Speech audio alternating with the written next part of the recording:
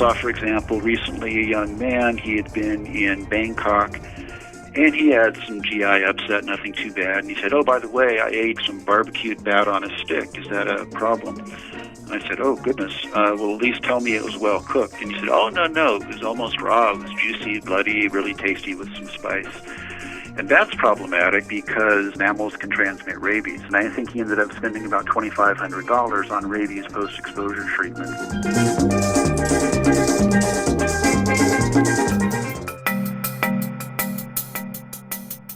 Welcome to the Merck Manual's Medical Myths podcast, where we set the record straight on today's most talked about medical topics and questions. On every episode, we'll hear stories from the front lines of medical care to help dispel common myths and answer some of the questions you've been itching to ask your doctor. And remember, you can always find more information on this week's topic and hundreds of others on merckmanuals.com. Now, here's your host, Editor-in-Chief of the Merck Manuals, Dr. Robert Porter. I'm your host, Dr. Rob Porter, Editor-in-Chief of the Merck Manuals, one of the world's most trusted medical resources. On this episode, we welcome Dr. Christopher Sanford, Associate Professor in the Departments of Family Medicine and Global Health at the University of Washington. His Guide for Travelers, Staying Healthy Abroad, a Global Traveler's Guide, just published in December. Dr. Sanford also authors the travel health sections of the Merck Manual. Rob, thanks so much for having me as a guest today. We're so glad you could join us today, Dr. Sanford. Now, when people are planning a trip abroad, a lot of people have visions of embracing local customs, eating unique and exotic foods, and having new experiences. I mean, the last good trip I took was to New Zealand, and I did bungee jumping and jet boat riding. But then there's other people who are just worried about traveling abroad, and they're so concerned that they even hesitate to leave their big chain hotel, much less go off on adventure. So Dr. Sanford is here to help us figure out what's the right balance of risk versus worry when people are getting ready for trips and while they're traveling. I think travel is almost always a good idea. So I think many people are concerned, especially when they go to low-income countries, that they're intrinsically dangerous, which I don't think is true. But I think most of the risk, to the extent it is there, is determined by what you do and by what you don't do, and not so much where you go to. What kinds of things might somebody do that would get them into trouble? How about my bungee jumping? I have not read extensively in the bungee jumping literature. I don't do it myself. I don't think injuries are real common. The things that are more common would be more mundane things like automobile accidents and motorcycle accidents. In terms of embracing what the locals do, some people think, oh, it's the way it's done there, so it's safe, but you need to judge these on a case-by-case basis. And as a general rule, if something is unsafe at home, it's also unsafe abroad. And this would be, for example, riding a motorcycle without a helmet, or riding on the roof of a bus, or riding on the roof of a train.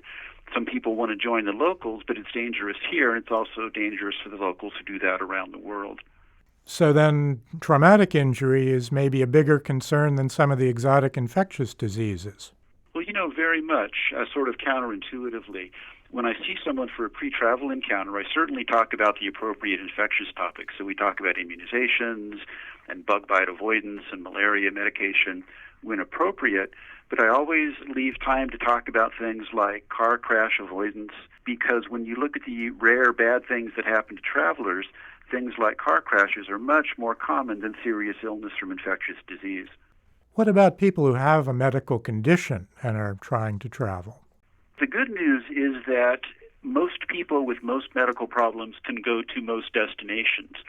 So if someone has anything from diabetes to epilepsy, as long as the condition is well controlled at home, I think it's reasonable to travel to most destinations. But some additional preparations may be necessary. So, for example, if someone has coronary artery disease or chronic obstructive pulmonary disease, they can travel, but maybe they would have limitations on high altitude or on hiking. Another exclusion would be it's absolutely a bad idea for any pregnant woman at any stage of pregnancy to scuba dive. It can be bad for the fetus, bad for the mom. So in pregnancy you can snorkel, but I would not scuba dive if you're pregnant or potentially pregnant. Also, if a condition is not well controlled, if someone is in the emergency room once a month, then it's probably not a good idea to go to low-income countries where there can be significantly less medical care. Wow, that's interesting, Dr. Sanford. So we're talking about the special cases. Let's add a different one to that. What about extremes of age? Travel for the really young infants and the elderly. Do they have special considerations? You bet. Babies below certain ages can't get vaccines for certain illnesses, so they're a little elevated risk of some infectious things. It's a case-by-case basis. If I see someone who's very young, the most important thing I talk about is something like a car seat, because as with adults, their biggest risk is not infectious, but it's things like car crashes. Elderly people tend to be a little more frail, but increasingly people who are in their 80s and beyond are going around the world. I not infrequently see people who are in their late 80s going on safari, and most of the time I say, this sounds like a great idea, and how can I help? They should take a few things with them. They should take all their medications, of course, with them, and they should pack that in their carry-on, not their checked luggage. And all medications should be labeled and left in the original bottle, so there's no questions at customs. If somebody has a chronic cardiac condition, then it's a good idea to take a copy of a recent EKG so that if there's any episode or need for medical care, the doc can compare that to the one back home. I wish patients in America would keep their medicines in original containers. I know many times in the ER I ask a patient, well, what are you taking? And they pull out one bottle with 8 different colored pills in it. And I take the pink one in the morning and the blue one in the afternoon. And it's not a bad idea if someone has a somewhat complex medical history to take a one-page summary, either that they've written up or that their doctor has written up, with a list of medical conditions and medications. And I guess all the relevant phone numbers for their clinicians so that caregivers abroad could contact them if they need. You bet, and if appropriate, fax numbers and emails. One prominent travel myth is that if you stay at a really fancy hotel or you're only traveling for a day or two on business, that you're not really at any risk. Is that true? Well, certainly not, and certainly risk is dependent on duration of stay. So a short stay person has lower risk, but not so low that you want to not do the usual precautions. There have been studies on where people get diarrhea, and not only does a 5-star hotel not reduce your risk of traveler's diarrhea, but some studies show that it may actually slightly elevate it relative to a standard routine. That may be due to the phenomenon of the buffet, where you have 40 mystery liquids bubbling under the lights all day, and that's a pretty good way to grow different bacteria. Something else to avoid. Let's talk about getting ready for a trip. Certainly the first thing I think of with a trip is shots. What kind of immunizations do people need to think about? Well, of course, it depends where they're going. For the whole planet, I recommend the standard U.S. schedule as put out by the CDC. So even if someone is going one state over, or even if they're not, I think it's a good idea to be current on the standard schedule. A lot of people come into me, and the first thing they want to talk about is the travel vaccines, and that would include things like typhoid fever and yellow fever. But the first thing I want to talk about when it comes to vaccines are the domestic standard vaccines, because when you look at what illnesses people get when they have not been vaccinated for anything, the things on the routine schedule are actually much more common than the travel vaccines. So, for example, in people who've had no vaccines and they travel, by far the 2 most common vaccine-preventable illnesses are influenza and hepatitis A. And especially influenza, but also recently hepatitis A, are both on the routine U.S. schedule. So the first thing to do is to do all the domestic things, and that actually will give you a significant amount of protection. But then other ones I commonly talk about would include typhoid fever, which is probably the most common of the travel vaccines that I give. But also, depending on itinerary and activities, yellow fever, Japanese encephalitis, and 1 or 2 more. Okay, so people really need to talk to the doctor based on where they're going so you can guide them. And a helpful thing to bring in when they see the doc, yes, they do, is their past vaccines, because the computer systems in the U.S. don't talk to each other, such that if you've been seen somewhere besides my university, I may not have your vaccine record, and that can entail to a lot of guessing or duplication. So bring your vaccine record in. Also take your itinerary. Some people say, oh, my spouse scheduled the trip, I'm going somewhere to Southeast Asia. And that helps me less than knowing names of countries, names of cities, and exact dates, because, for example, in Thailand, there's malaria in some areas and not malaria in some areas, so I really need to know pretty exactly where people are going to if I want to address that problem accurately. What should people know about malaria prevention when they're traveling abroad? How do they deal with that? Malaria, it's a protozoan illness, a one-celled organism. It's spread by mosquitoes. It's a life-threatening illness, and it's present in about 100 countries around the world.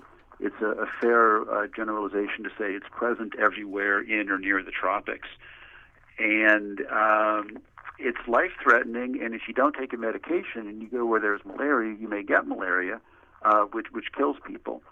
So I recommend that they take a medication. There's medications that these days are fairly low side effect, and they take the medication and they don't get malaria. Which medication they take depends on where they're going to. There's two big categories of malaria. There's chloroquine sensitive and chloroquine resistant. Used to be 50 years ago, chloroquine worked everywhere in the whole planet. Now it only works in about 10 countries. But for most of the world, most of Latin America, most of Africa, most of Asia, we have to give one of three drugs to prevent chloroquine-resistant malaria. Do people have to start taking malaria medicine before they go? They do. Each of these is taken a brief duration before they enter the malaria area. How long depends on which medication. So, for example, if they're going to a chloroquine-sensitive area, such as Haiti, and they're taking chloroquine, they need to start 1 to 2 weeks before they go. If they're taking Malarone, which is one of the drugs for chloroquine-resistant malaria, they need to start 1 or 2 days before they enter the area, in addition to taking it once a day while they're there, and then also for 7 days after they leave. But each drug has its particular schedule. So we've been talking about prescription preventatives. What can people take in their own personal medical kit that they can just get on their own? Well, quite a few things. I always travel. I go to Uganda every year to teach in a tropical medicine course. And most drugs that I use here, little over-the-counter things, are not available in most of the world. So think about drugs you've used in the last 12 months. Have you used hydrocortisone cream for a rash? Have you taken ibuprofen for a headache? Anything like that you'll want to pack with you of an over-the-counter nature. So those would be a few things, but I take, an antifungal cream, an anti-inflammatory cream, maybe an antibiotic cream, Tylenol, Advil, maybe some diphenhydramine, which is an antihistamine, just for things that may come up. I take some Band-Aids and such. I sort of think I don't take a ton. This whole kit might end up weighing 1 pound, but I think what are the most common things that would happen? And I found that to be very convenient when traveling. How about for diarrhea? Do you recommend people take an antidiarrheal with them? You bet. I kind of recommend a 4-stage plan for diarrhea. For your basic healthy traveler, I don't recommend anything preventatively. Although if you want to take something preventatively, actually Pepto-Bismol works, bismuth subsalicylate, but you have to take 2 pills 4 times a day for the entire trip, and it reduces your risk of diarrhea, but it's tough to remember something 4 times a day, plus you get a black tongue, which looks kind of weird. In terms of what I recommend is that you take nothing if you feel good. For mild diarrhea, a very good drug is loperamide, sold under the brand name Imodium. It's what we call a gut antimotility agent. Makes you a little tired, slows down your gut. It's good for mild diarrhea. If you get bad diarrhea, watery diarrhea so bad it limits your activities, you can take 1 or 2 drugs. You can take Imodium by itself, but you can also add an antibiotic, and one we commonly prescribe for that is azithromycin. And the final stage in the plan is if you're sicker than usual with something like blood in your stool or fever or bad abdominal pain, then don't take the loperamide and probably do see a doctor, because then we're not sure we're just dealing with routine traveler's diarrhea. How can you rehydrate, especially if you're supposed to avoid the water? Generally, you can rehydrate with pretty much anything safe. That would be bottled water or even soda pop or weak tea. I would avoid tap water for that. Now, an exception would be people at the extremes of age. So babies and, say, people over age 65 indeed can get depleted of electrolytes, and they might do better with oral rehydration solution per se. But for healthy adults outside of the extremes of age, you can rehydrate with pretty much anything, but you should drink a lot. several glasses to the point of where your urine is close to colorless. Should parents travel with some packets of oral rehydration solution if they have young children? If they're traveling with a kid under age 2, I would. You can mix it on the spot.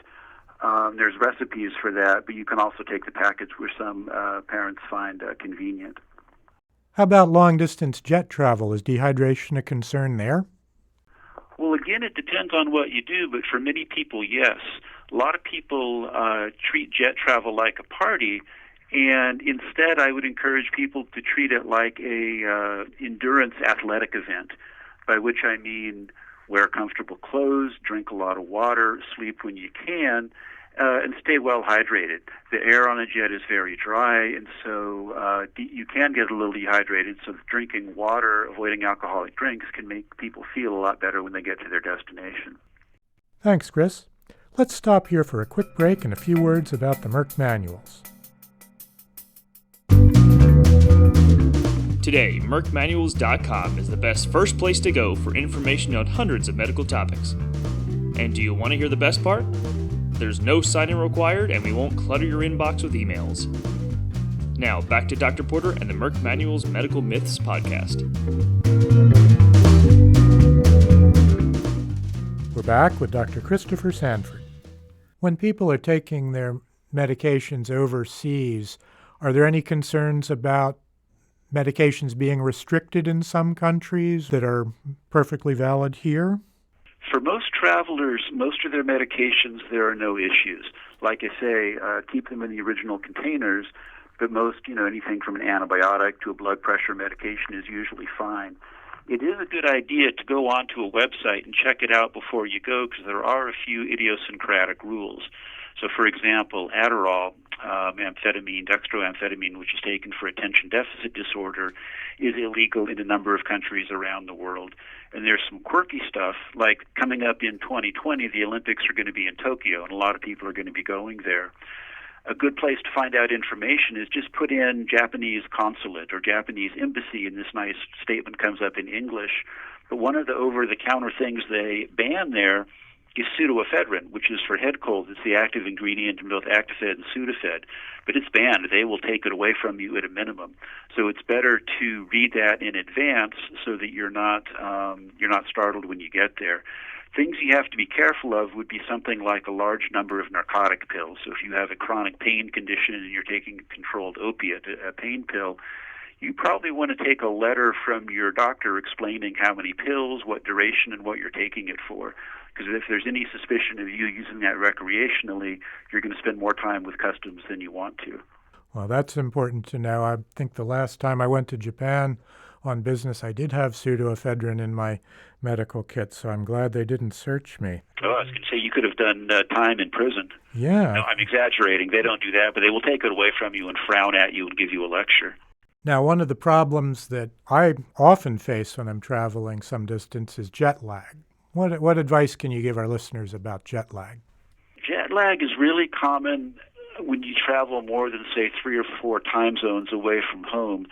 And we all know it. We've all been there. You feel spacey for a few days. You get tired at the wrong time. You're wide awake at the wrong time. Goes away in a few days if you do nothing, but it's kind of bothersome.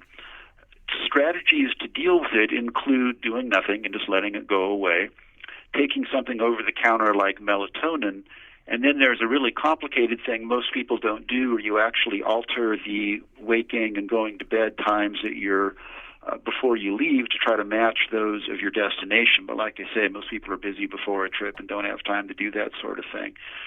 A couple of things that I recommend is either nothing, which is reasonable, or melatonin, which is sold by health food stores. Another thing that's reasonable to do for a few nights is something like Ambien. It's a prescription-only medication that causes sleepiness, and some people find benefit if they take that for a few nights at bedtime at their destination. Similarly, if they take melatonin, they can take that once a day at their destination at bedtime for a few nights. Some people get benefit from that and some people don't, but it's reasonable to try. When people come to see you before a trip, what's their usual level of understanding on how they're going to pay for medical care? Do a lot of them assume that their insurance covers them? A lot of people do make that assumption. Some people ask me. The rules are different per insurance plans. For example, Medicare doesn't cover care outside the United States. A really good thing to do is to call the member services phone number on your insurance card if you have insurance and see if you're covered or not. And some do and some don't. Some want you to bring the receipts back and some don't. So they're all different. It's a good idea to get a couple types of insurance. Suppose your insurance does not cover you out of the country, which is common. It's a good idea to buy a temporary insurance plan, both for medical care and often a separate plan for emergency medical evacuation. Some airline tickets include that, a lot don't. But suppose you're in Kenya and you're in a car crash and you break your femur, the big bone in the thigh. It could easily be $75,000 or $100,000 to fly you to a high-income country for treatment. It's better to sign up with a company in advance. You pay a little money, and that way if you need immediate medical care and evacuation, they pay for it at no additional charge. Yeah, that would be a bill you wouldn't want to get. Yeah, no joke. Now, we're both physicians, so we tend to focus on the medical aspects of travel and other issues. But with your experience in travel, what do you like to tell your patients about non-medical things they should be aware of while they're traveling? Yeah, it's a good idea to read about where you're going to. Part of the fun of traveling is that people have different assumptions and different patterns of behavior around the world. But if you don't know them in the place you're going to, you can commit a faux pas or worse. So I think it's a really good idea anytime you leave the country, especially when you leave the high-income nations, to get a guidebook. For example, the Lonely Planet series is a good series, or Frommer's. But most of those have sections on appropriate social interactions, and there's a million little rules that are not intuitive around the world.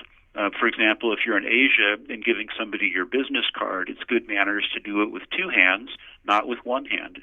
If you're in a Muslim-majority country, dressing conservatively is a good idea. And if a woman goes into a mosque, covering her hair is a must. So again, I think some reading in advance is a good idea. Or if you're part of the LGBTQ community, it's a good idea to read how friendly or unfriendly the country is, because whereas Western Europe is often very inclusive, a lot of African, both Saharan and sub-Saharan African countries are not, and it's good to know that before you go. Now, some people enjoy eating local delicacies and local foods. Are you an adventurous eater when you travel? Good question. The short answer is no. I'm a pretty boring eater. I follow the standard advice, which is, you've heard that rule, boil it, peel it, cook it, or forget it. And so things that I avoid would include tap water once I'm outside of the high-income countries. So I will drink tap water in France or Germany, but not in most of Africa, most of Latin America. I avoid roadside stands, lettuce and salads, raw food. I like sushi, but I eat it in the United States. And also ice. Ice does not kill most microorganisms, so I avoid those things. What's the most unusual thing you've ever eaten abroad? Well, I met with doctors in China in a couple cities, and they fed me at nice restaurants, and I just trusted them. And frankly, I ate everything that was put in front of me. And I remember having chewy jellyfish and crisp jellyfish and other things that I wasn't sure what were.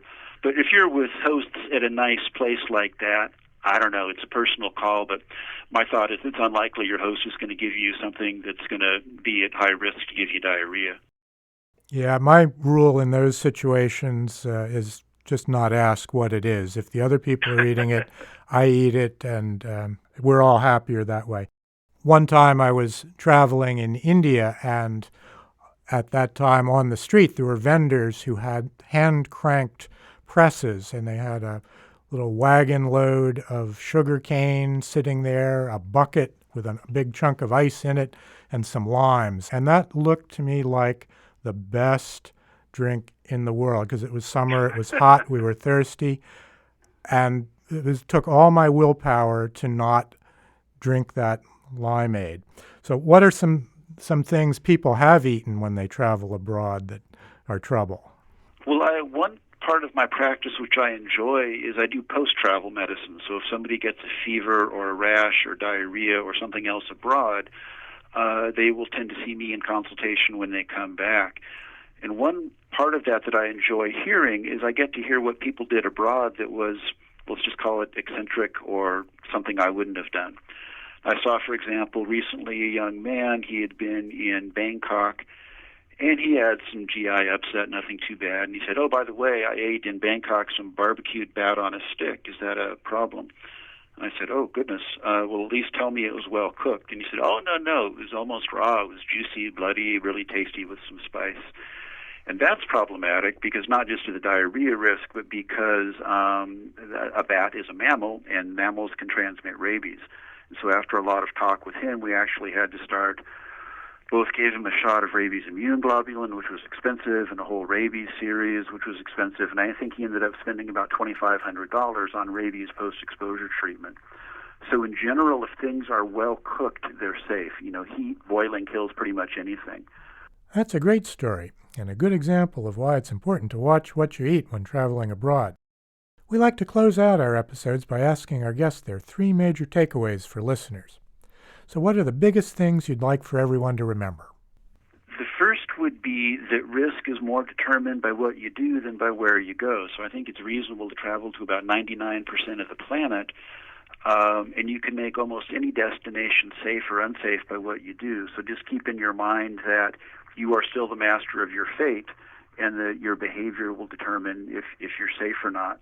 My second point would be that to the extent there is risk abroad, that the non-infectious causes are actually the ones to be more concerned about. So I think something like a seatbelt, or for a kid, a car seat, is actually about the most important thing to talk about. Helmets when you ride a bike, that kind of thing. Safety, a flotation device when you swim if you're not a good swimmer. My third and final point would be that travel is almost always a good idea. I consider myself a travel enabler. In the great majority of time when I see someone, regardless of where they're going, I will end up saying, "That sounds like a great idea, and how can I help you do that?" I think that I and a lot of my travelers who I see find that travel is one of the most enriching activities in their lives, and I try to facilitate the process whenever I can. So that's a lot of really good, useful information. I certainly learned a couple of things, and maybe you could tell our listeners where they could go to get some more information or see this in print. A really good one is the CDC, the Centers for Disease Control and Prevention. They have a lovely website, cdc.gov. Hit the button that says Traveler's Health, and you can search that either by country that you're going to or by medical problem. But it's very lucid, high-grade, evidence-based information on everything from diarrhea to malaria to dengue fever. Another site that I give people is state.gov. It's the U.S. State Department, and they have a statement on every country in the world on crime, security, terrorism. And it's pretty pragmatic advice. It has ways like to enlist in their program so that they know that you're there, and just sort of places in town to avoid and things like that. And then a final site that I give people, there's a Canadian nonprofit called IAMAT, I-A-M-A-T, International Association for Medical Assistance to Travelers, and there they give a listing of English-speaking doctors that are certified in countries around the world. So it's a good place to find a high-quality medical provider should you need care when you're abroad. And, of course, there's the Merck Manuals website, which is merckmanuals.com. It has high-quality information on essentially every medical topic, but it has chapters, too, on travel medicine. And I'd like to mention that if you want to hear more of what Dr. Sanford knows about travel, is his new book, Staying Healthy Abroad, A Global Traveler's Guide. So that will contain a lot of the things that we've talked about today. So thanks, Dr. Sanford, for your time and expertise. I think we've learned a whole lot about travel and getting ready for it. And remember, as we say at the Merck Manuals, medical knowledge is power. Pass it on.